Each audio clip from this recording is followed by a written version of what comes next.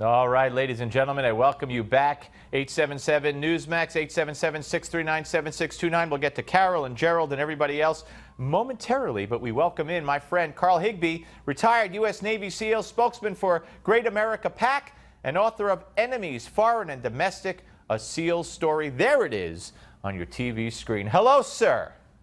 Well, thank you for having me on. That's always a great pleasure to have you on. Okay, so help me here. I'm not ready to open the window by any means. I think he had a very strong first part of the debate. I just have pointed out, example after example after example of things he should have said, could have said, needed to say, had opportunity to say, and didn't, and it's driving me nuts. Well, I think it's very important to look at the fact that there are all these woulda, shoulda, couldas the next day and the next hour and things like that. But the important fact is you see the emergence of presidential Donald Trump, who, quite frankly, he didn't make any controversial statements.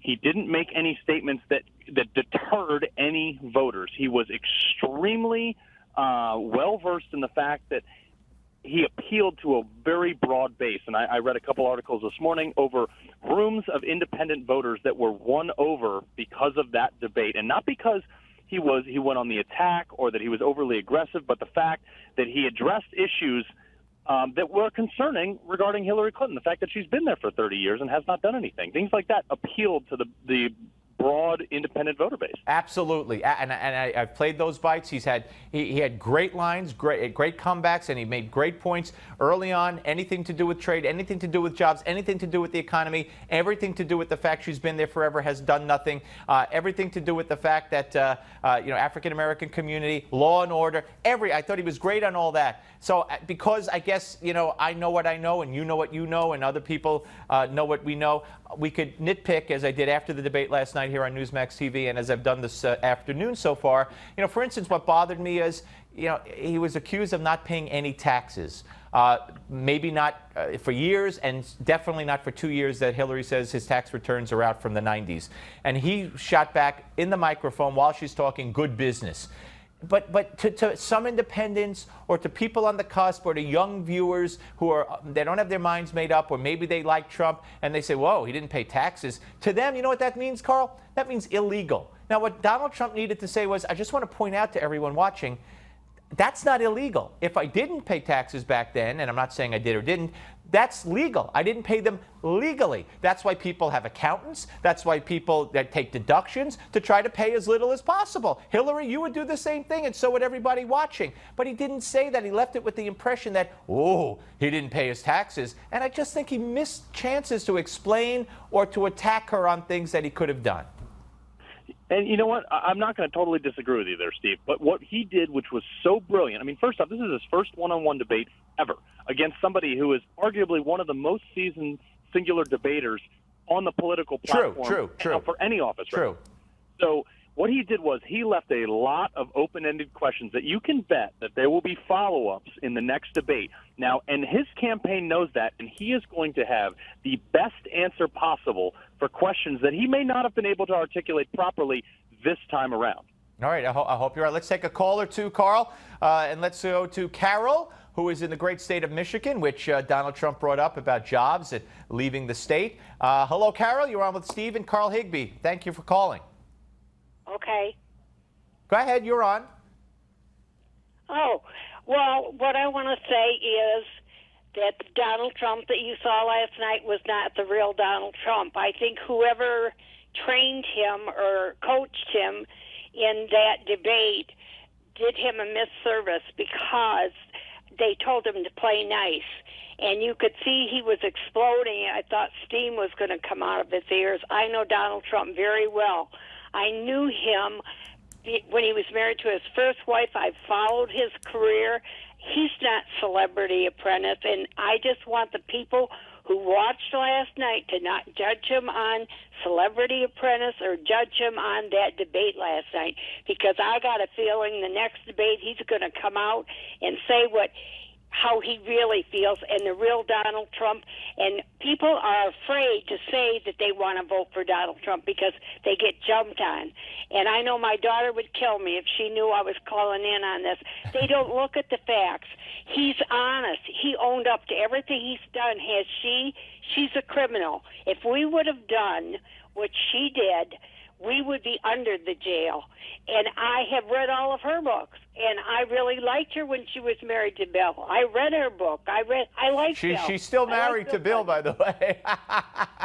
Pardon? You never know. She's still married to Bill, technically, anyway, Carol. Hey, Carol, great phone call. Thank you very much. I want to talk to Carl about this. Carl, do you think we'll see going forward, for instance, and in my next segment, I do a whole thing on this, the Gimme 5, about how he didn't answer. Hillary brought up, you called women this, you called women that, and that made it fair game for him to talk about how he believes Hillary has threatened women, ruined women's lives. Now we find out that this former Miss USA or Miss America that Hillary brought up, that supposedly Donald Trump spoke ill of, is going to be a surrogate, go on the TV shows. So do you think we'll see him take, I don't know, Kathleen Willey, who I know would love to do it, Juanita Broderick, who I know would love to do it, or one of those women and use them, and next debate actually bring it up?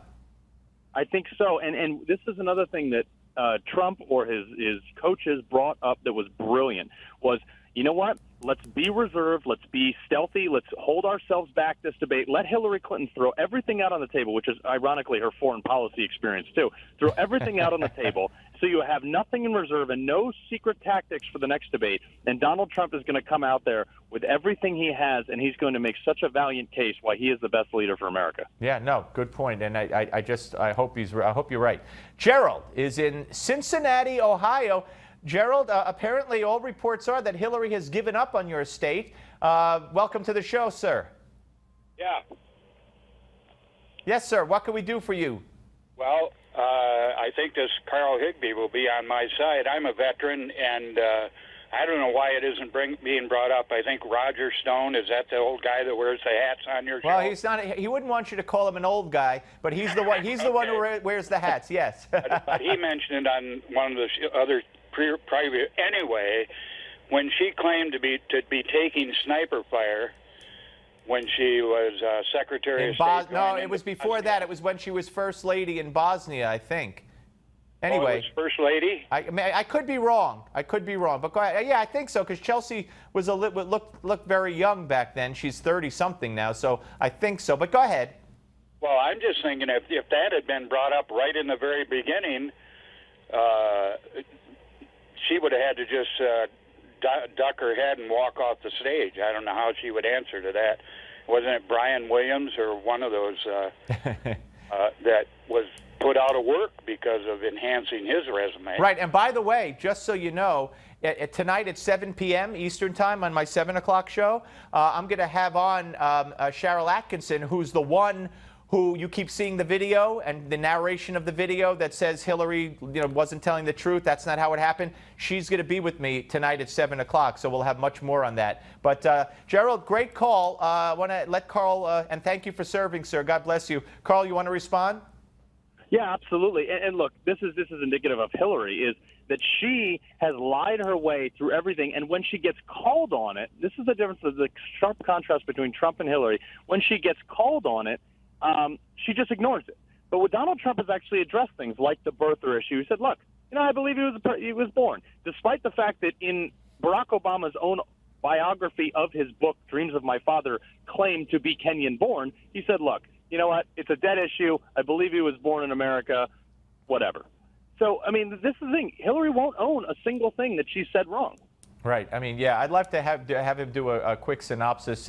You're not even honest about who you're named after. You said you were named after Sir Edmund Hillary, which was impossible. You lied about being under sniper fire. You lied about your emails. You lied about it. Just a quick 10-second little blitz. Anyway, let's quickly go to Kathy from Chandler, Arizona, before we say goodbye to Carl. Hello, Kathy. Yeah, hi, Steve. How are you? Great. Thanks for calling. Listen, I can see that you're very disappointed because Donald missed his opportunities. But I just wanted to mention a few things because I know that one thing you mentioned is the independents have not made up their minds yet. who are these people? Have we analyzed that? I'm trying to think of it. And I'm thinking, my way of thinking, I'm thinking those are the people who were with Bernie Sanders, who don't like Hillary Clinton.